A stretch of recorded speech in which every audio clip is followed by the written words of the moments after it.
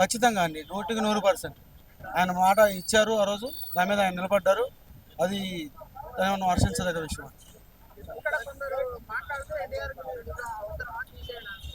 ఎన్టీఆర్ విగ్రహం తప్పకుండా అవసరం. ఎందుకంటే ఈ తెలంగాణలో ఈరోజు బీసీ సామాజిక వర్గాలు, ఎస్సీ సామాజిక వర్గాలని ఆయన రాజకీయంగా పైకి తీసుకొచ్చి చైతన్యపరిచిందే ఎన్టీఆర్ గారు.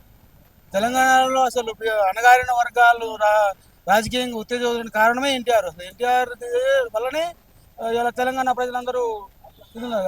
ఆయన గ్లోబల్ లీడర్. ఒక తెలంగాణ, ఆంధ్ర, యావత్తు తెలుగు జాతి గర్వించదగ్గ వ్యక్తి ఆయన.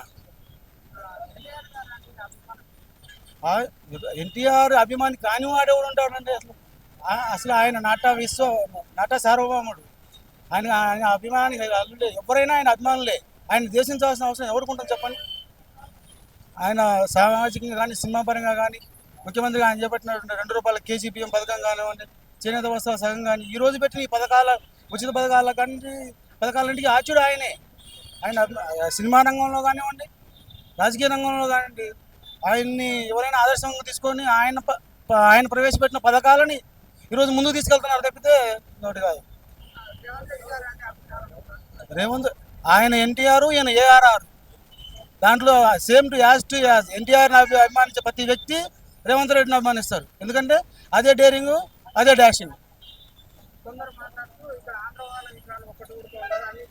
నేను ఇందాక చెప్పాను కదా, ఆయన ఆంధ్ర ఆయన కాదు. ఆయన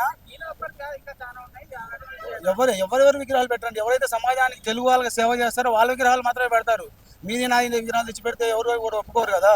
ఎందుకంటే ఎవరైతే తెలుగు ప్రజలకు సేవ చేస్తారో, ఎవరైతే తెలుగు ప్రజలు గుర్తుంచుకుంటారో, తెలంగాణ సంబంధం అని ఆంధ్ర పీపుల్ అని కాదు, తెలుగు పీపుల్ తెలుగుకి వాళ్ళు సేవ చేశారు కాబట్టి వాళ్ళ విగ్రహాలు ఇక్కడ పెడుతున్నారు.